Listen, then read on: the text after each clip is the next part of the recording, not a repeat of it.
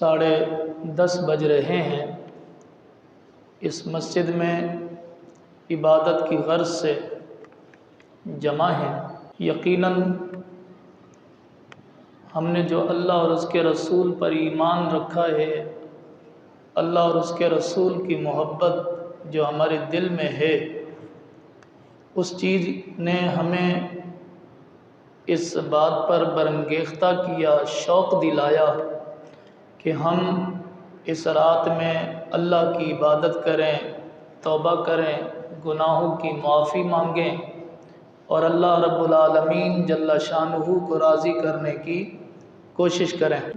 آج میں نے چاہا ایک موضوع پر میں تقریر کروں، آپ کے سامنے کچھ باتیں کروں، دین کا پیغام، دین کی بات آپ کے کان تک، آپ کے دل اور دماغ تک پہنچاؤں۔ میں نے جو آیت پڑھی وہ یہ ہے کہ یا ایھا الذین آمنوا آمنوا باللہ ورسولہ، اے ایمان والو ایمان لاؤ اللہ پر اور اس کے رسول پر۔ دیکھیں یہ بظاہر عجیب لگتی ہے یہ بات کہ اے ایمان والو ایمان لاؤ اللہ پر، اس کے رسول پر۔ کہنا تو یہ چاہیے نا کہ ایک کافرو اللہ اور اس کے رسول پر ایمان لاؤ، یا یہ کہا جاتا ہے اے لوگو اللہ اور اس کے رسول پر ایمان لاؤ، یا یہ کہا جاتا کہ اے مشرکو شرک کرنے والو اللہ اور اس کے رسول پر ایمان لاؤ۔ لیکن قرآن یہ کہہ رہا ہے کہ اے ایمان والو اللہ اور اس کے رسول پر ایمان لاؤ۔ تو ایمان والوں سے یہ کہنا کہ ایمان لاؤ، یہ تو عجیب بات ہے۔ ایمان والے تو پہلے ہی ایمان والے ہیں، اللہ اور اس کے رسول کو مان چکے ہیں، تو پھر ان سے یہ کیوں کہا جا رہا ہے؟ اس لیے کہ اپنے ایمان پر قائم رہو، اپنے ایمان پر پختہ رہو، اپنے ایمان پر ثابت قدم رہو اور مرتے دم تک مومن رہو۔ ایک آیت میں جو خطبہ نکاح میں پڑھتا ہوں، اللہ تعالیٰ فرماتا ہے یا ایھا الذین آمنوا اتقوا اللہ حق تقاتہ، اے ایمان والو اللہ سے ڈرو جیسا کہ ڈرنے کا حق ہے، یعنی اللہ سے اچھی طرح ڈرو، اللہ کا خوف اختیار کرو۔ وَلَا تَمُوتُنَّ إِلَّا وَأَنْتُمْ مُسْلِمُونَ، اور تمہیں موت آئے تو حالت اسلام میں آئے۔ وَلَا تَمُوتُنَّ إِلَّا وَأَنْتُمْ مُسْلِمُونَ، تمہیں موت آئے تو حالت اسلام اور حالت ایمان میں آئے۔ یہ انسان کی بڑی کامیابی ہے کہ مومن رہے، ایمان کے ساتھ زندگی گزارے اور ایمان لے کر اس دنیا سے جائے۔ جب دم واپسی ہو، ہماری یہ روح واپس اللہ کی طرف جا رہی ہو، کیونکہ یہ روح آئی بھی اللہ کی بارگاہ سے۔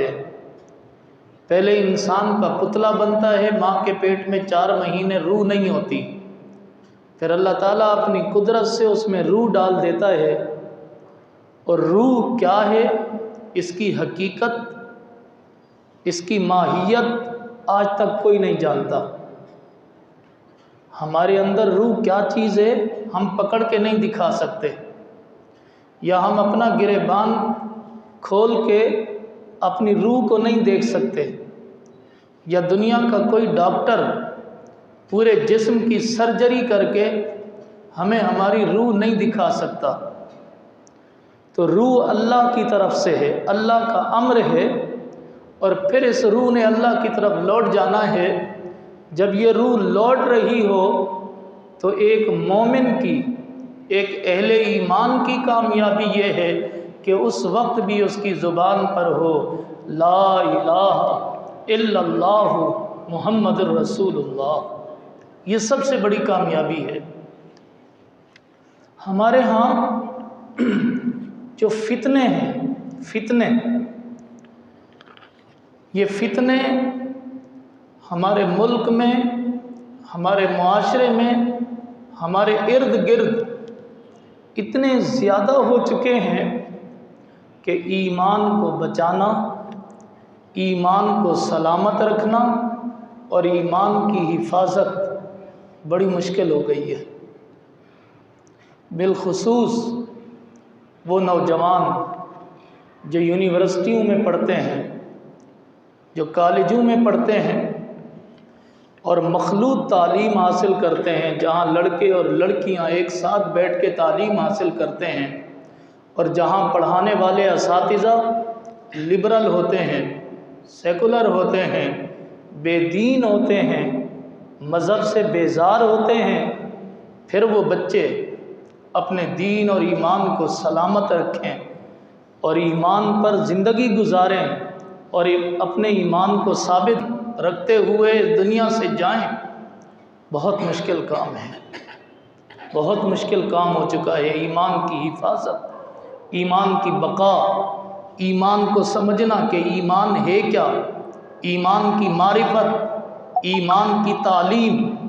دیکھو ہر چیز کی تعلیم ہوتی ہے۔ یہ پنکھے لگے ہوئے ہیں، ان کو صحیح کرنے کا کہ اس کے اندر کیا ہے، کتنی تاریں ہیں، کیسے بجلی پہنچتی ہے، کام کرتا ہے، یہ تعلیم ہے، تو پنکھے کے بارے میں اچھے طریقے سے پتہ لگ جاتا ہے۔ اسی طرح ایمان کی بھی ایک تعلیم ہے، دین کی بھی ایک تعلیم ہے، اسلام کی بھی ایک تعلیم ہے۔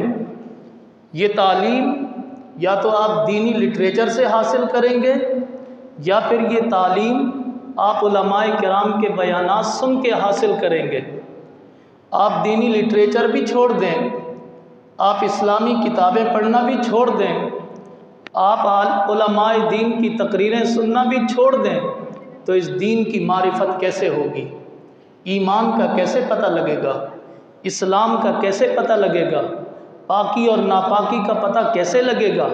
حلال اور حرام کا پتہ کیسے چلے گا؟ کیا چیز فرض ہے اور کیا فرض نہیں ہے، اس کا پتہ کیسے لگے گا؟ جب تک علماء کرام کو نہیں سنا جائے گا یا دین کو نہیں پڑھا جائے گا، تو نہ ہمیں دین کی تعلیم حاصل ہوگی، نہ مذہب کی تعلیم حاصل ہوگی، اور نہ ہی ہمیں اپنے ایمان کے بارے میں کچھ پتہ چلے گا۔ پھر دوسری بات دیکھیں، آج کل ایمان کے حوالے سے اگر آپ کسی سے پوچھیں، کبھی سوال کر دیکھیں ایمان کیا ہے، آپ سب بھی بیٹھے ہیں نا، میں آپ سے پوچھ لوں کہ ایمان کیا ہے، مجھے بتائیں، تو شاید ہی کوئی جواب دے سکے کہ ایمان کیا ہے، شاید ہی کوئی اس کو واضح کر سکے۔ ہم سے پوچھ لیا جائے کہ ایمان کیا ہے، اسلام کیا ہے، تو ہم شاید وضاحت نہ کر سکیں۔ کیوں؟ حالانکہ ہم مسلمانوں کے بچے ہیں، ہمارے ابا بھی مسلمان ہیں، ہم خود بھی مسلمان ہیں، ہمارے دادا بھی مسلمان، ہماری اماں بھی مسلمان، ہماری نانی بھی مسلمان، ہمارے نانا بھی مسلمان، لیکن کوئی ہم سے پوچھ لے کہ بتاؤ ایمان کیا ہے، یا اللہ پر ایمان لانے کا کیا مطلب ہے، تو شاید ہی ہم میں سے کوئی بتا سکے، صحیح طریقے سے وضاحت کر سکے۔ اب اگر کوئی ہم سے پوچھے کہ یہ کمی کیوں ہے، آپ کے معاشرے میں اتنی ساری مسجدیں ہیں، مولوی ہیں، ہر جمعے کو لمبی لمبی تقریریں ہوتی ہیں، سوشل میڈیا آدھا مولویوں کے بیانات سے بھرا پڑا ہے، تو پھر کیوں نہیں بتا سکتے لوگ کہ ایمان کیا ہے؟ تو اس کی وجہ یہ ہے کہ سنتا کوئی نہیں ہے۔ ڈرامے سن لیں گے، کہانیاں سن لیں گے، اوٹ پٹانگ سن لیں گے، لیکن دین کی بات نہ جمعے کے دن آ کے سنی جائے گی، نہ ان راتوں میں آ کے سنی جائے گی۔ دین کی بات جب تک نہیں سنی جائے گی تو دین کی تعلیم کیسے حاصل ہوگی؟ تو ایک تو یہ جو مولانا ہیں، علماء ہیں، مولوی صاحبان ہیں، ان کا کام ہے دین اور اسلام کو بیان کرنا، اور دوسرا کام ہے ماں باپ کا۔ ماں باپ جب اپنے بچوں کو بٹھائیں، اپنے سامنے بٹھائیں، اپنے بچوں کو سکھائیں نماز کیا ہے، نماز کیسے پڑھتے ہیں، ناپاکی کیا ہے، ناپاکی سے پاکی کیسے حاصل کرتے ہیں، اور دین کسے کہتے ہیں، ایمان کسے کہتے ہیں۔ ماں باپ کا بھی کام یہ ہے کہ وہ اپنا علم اپنے بچوں میں ٹرانسفر کریں، لیکن ہمارے ہاں یہ چیز بھی نہیں ہے۔ کیوں نہیں ہے؟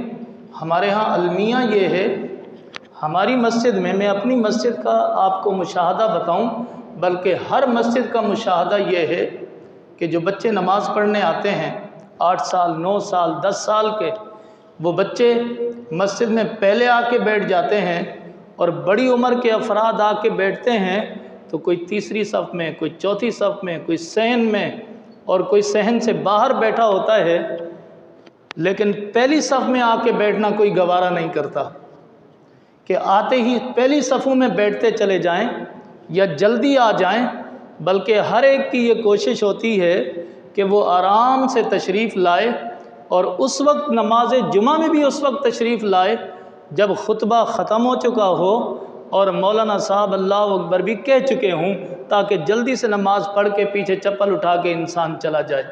یاد رکھیے گا، اس طریقے سے ہمارے معاشرے میں نہ دین پھیلے گا، نہ ایمان پھیلے گا، نہ اسلام پھیلے گا۔ ہمارے بچوں کو غسل کا پتہ نہیں ہوگا کہ ان پہ کب غسل فرض ہوتا ہے، کب نہانا فرض ہو جاتا ہے، اور کب جو ہے وہ ناپاک ہوتے ہیں اور کب پاک ہوتے ہیں۔ نہ یہ کسی بچے کو پتہ لگے گا اور نہ ہی ہماری کسی بچی کو پتہ لگے گا۔ جب دین کے بارے میں تعلیمات ہی نہیں دی جائیں گی تو دین کے بارے میں آگاہی کہاں سے آئے گی؟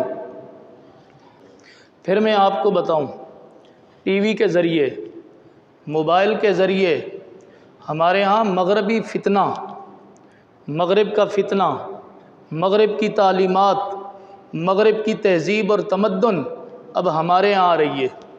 امریکہ والے کیسے زندگی گزارتے ہیں، وہ شادیاں کیسے کرتے ہیں، وہ ڈانس کیسے کرتے ہیں، وہ کھاتے پیتے کیسے ہیں، وہ لباس کون سا پہنتے ہیں، انڈیا کے مشرق کیا کھاتے ہیں، کیا پیتے ہیں، کیسا لباس پہنتے ہیں، شادی نکاح کیسے کرتے ہیں، اور محبت کا اظہار کیسے کرتے ہیں، وہ سب کچھ سیکھ کے ہمارے معاشرے میں اپلائی کیا جا رہا ہے۔ دین کی قدروں کو، ہمارے دین میں جو حیا ہے، ہمارے دین میں جو اخلاق ہے، ہمارے دین میں جو کردار ہے، وہ ہمارا مسلمان بچہ نہیں دیکھ رہا۔ بچوں کو چھوڑیے، نوجوانوں کو چھوڑیے، ہمارے بزرگ بھی نہیں دیکھ رہے۔ اب ہماری یہ جو نسل ہے، اس وقت مجموعی طور پر ہم دین سے دور ہوتے چلے جا رہے ہیں۔ اپنے اخلاق میں، اپنے لباس میں، اپنے کردار میں، اپنی تہذیب میں، اپنی ثقافت میں ہم نے اسلام کو فالو نہیں کیا، نہ کیا ہوا ہے، نہ ہم اس کے بارے میں جانتے ہیں۔ تو جب ہمارا معاشرہ یہ ہوگا تو آپ جانیے پھر اسلام کا کیا بنے گا۔ جب ہم پڑھیں گے نہیں، جب ہم سنیں گے نہیں، جب ہم اس کو فالو نہیں کریں گے، ہماری آنے والی نسل فالو نہیں کرے گی، تو ان کی آنے والی نسل کیسے پھر مسلمان رہے گی؟ کبھی ہم نے سوچا ہے؟ آج جو نوجوان ہے ہمارا، مغربی تہذیب سے متاثر ہے اور اپنے اخلاق اور کردار میں مغرب سے متاثر ہے، یا انڈیا اور ہندو اور مشرکانہ تہذیب سے متاثر ہے، اس کو اسلام سے روشناس کون کرائے گا؟ اس کو کون بتائے گا کہ لباس میں اسلام کی ڈیمانڈ کیا ہے، پاکی اور ناپاکی میں اسلام کی ڈیمانڈ کیا ہے، کھانے پینے میں کیا کھانا ہے، کیا نہیں کھانا، کیا پینا ہے، کیا چھوڑنا ہے، اسلام کی تعلیمات کیا ہیں؟ اور جب اس ملک کا یہ حال ہے